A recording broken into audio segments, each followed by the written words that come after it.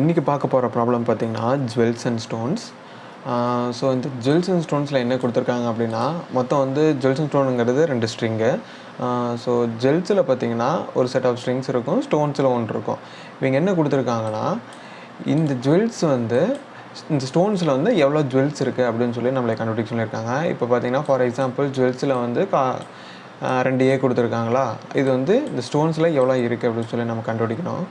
இதில் இன்னொன்றும் என்ன சொல்லியிருக்காங்கன்னா, இப்போ ஸ்மால் ஏவும் கேபிட்டல் ஏவும் இருந்துச்சுன்னா அதை வந்து டிஃப்ரென்ஷியேட் பண்ணி எடுத்துக்கணும். இப்போ ஏன் கொடுத்தனால அது ஒரே ஏவாக எடுத்துக்கூடாது. இப்போ ஸ்மால் ஏன் இருந்துச்சுன்னா அது வந்து ஸ்டோன்ஸில் எவ்வளோ இருக்குது, இப்போ கேபிட்டல் ஏன் இருந்ததுன்னா அது ஸ்டோன்ஸில் எவ்வளோ இருக்குது, அந்த மாதிரி கேட்டிருக்காங்க.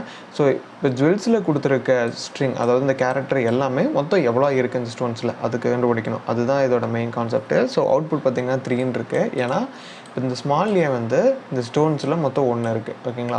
இப்போ இந்த கேபிட்டல் ஏ வந்து இந்த ஸ்டோன்ஸில் மொத்தம் 2 இருக்குது. அப்போ மொத்தம் நமக்கு 3 வரணும், அதுதான் கவுண்ட்டு.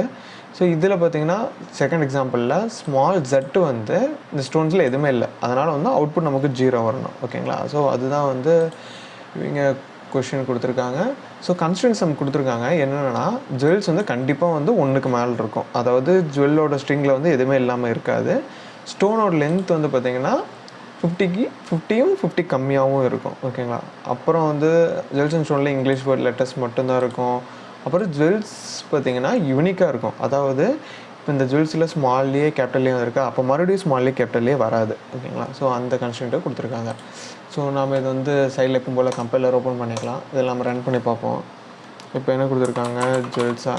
ஸோ ஜுவல்ஸ் வந்து இன்புட் என்ன கொடுத்துருக்காங்கன்னா ஒரு ஏ, ஒரு ஸ்மால் ஏ, அப்புறம் ஸ்டோன்ஸில் பிபி, ஓகேங்களா. இப்போ கான்செப்ட் என்னென்னா, இப்போ ஸ்டோன்ஸில் எவ்வளோ ஜுவல்ஸ் இருக்குது, ஓகேங்களா. அந்த ஜுவல்ஸில் பார்த்திங்கன்னா ஸ்மால் ஏ கேபிட்டல் இருக்கா, அப்போ ஃபஸ்ட் நம்ம என்ன செக் பண்ணோம், அந்த ஸ்மால் ஏ வந்து ஸ்டோன்ஸில் எவ்வளோ இருக்குது, ஓகேங்களா. அந்த மாதிரி நம்ம இப்போ எவ்வளோ இருக்குன்னு பார்க்கணுமா.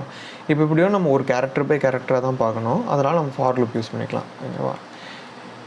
ஃபார் இப்போ என்ன பண்ணிக்கலாம்னா, ஸ்டோன்ஸில் ஒவ்வொரு லெட்டராக நம்ம ஐட்ரேட் பண்ணிக்கலாம். அப்போ அந்த ஒவ்வொரு லெட்டரையும் ஜுவல்ஸில் இருக்கா அப்படின்னு சொல்லி கம்பேர் பண்ணிக்கலாம். அப்போ வந்து ஒரு first for loop condition, then if condition, ஓகேங்களா. ஸோ ஃபார் ஸ்டோன்ஸில் ஒவ்வொரு ஸ்டோனாக நம்ம வந்து ஐட்ரேட் பண்ணுறோம். ஐட்ரேட் பண்ணிவிட்டு அந்த ஒவ்வொரு ஸ்டோன், அதாவது அந்த எஸ்டிங்கிறது இப்போ என்னென்னா இந்த ஃபஸ்ட் லெட்டர் ஏ, ஓகேவா. ஸோ இஃப் அந்த எஸ்டி வந்து எதில் இருக்கான்னு செக் பண்ணுறோம், இந்த ஜுவல்ஸில் இருக்கான்னு செக் பண்ணுறோம். அப்போ எஸ்டி இன் ஜுவல்ஸ், ஓகேங்களா. இப்போ இது என்ன பண்ணணும், இருந்துச்சுன்னா என்ன பண்ணணும், கவுண்ட்டு நம்ம இன்க்ரீஸ் பண்ணணும், ஓகேவா. ஸோ அதுக்கு நம்ம ஒரு கவுண்ட்டுன்னு சொல்லிட்டு ஒரு வேரியபிள் க்ரியேட் பண்ணிக்கலாம். க்ரியேட் பண்ணிவிட்டு இந்த கவுண்ட் வந்து இருந்துச்சுன்னா கவுண்ட் ப்ளஸ் ஒரு கவுண்ட் வந்து இன்க்ரிமெண்ட் பண்ணிக்கணும். இப்படி இன்க்ரிமெண்ட் பண்ணிட்டா இப்போ இதில் இருக்க ஒவ்வொரு லெட்டரும் ஜுவல்ஸில் இருக்கா அப்படின்னு சொல்லி பார்த்துட்டே வந்துட்டே இருந்தோம்னா அந்த கவுண்டர் லெவல் இன்க்ரீஸ் ஆகிருக்கு. இருந்துச்சுன்னா கவுண்ட் இன்க்ரீஸ் ஆகும், இல்லைன்னா எதுவுமே ஆகாது, ஓகேங்களா. இப்போ இவ்வளோ தான் கண்டிஷன். ஸோ நம்ம இதை என்ன பண்ணிக்கலாம்னா பிரிண்ட் பண்ணிக்கலாம், பிரிண்ட் கவுண்ட். இதை ரன் பண்ணி பார்த்தீங்கன்னா இப்போ 3 வந்துச்சா. ஸோ இதுதான் வந்து நம்ம கொடுத்துருக்க சொல்யூஷன்ஸ். நம்ம செக் பண்ணி ரன் பண்ணி செக் பண்ணி பார்ப்போம். எப்பவும் போல் நம்ம இதை காப்பி பண்ணிக்கலாம். காப்பி பண்ணிவிட்டு லீட் கோடில் போயிட்டு பேஸ்ட் பண்ணிவிட்டு இன்டென்டேஷன்ஸ் இருக்கும், இன்டென்டேஷன்ஸ் நம்ம கரெக்ட் பண்ணிக்கணும். இதெல்லாம் நம்ம ரிட்டர்ன் கொடுக்கணும், ரிட்டர்ன் கொடுத்து கவுண்ட்டை வந்து ரிட்டர்ன் பண்ணிக்கலாம். இதை ரன் பண்ணி பார்ப்போமா. ரன் ஆயிடுச்சு, சரி சப்மிட் பண்ணிடுவோம், ஓகேவா. இது பார்த்திங்கன்னா நல்ல சொல்யூஷன் தான். 26 MSல ரன் ஆகிருக்கு, 96% பீப்புள் வந்து ஆகிருக்கு, ஓகேங்களா. ஸோ இது குட் சொல்யூஷன் தான்.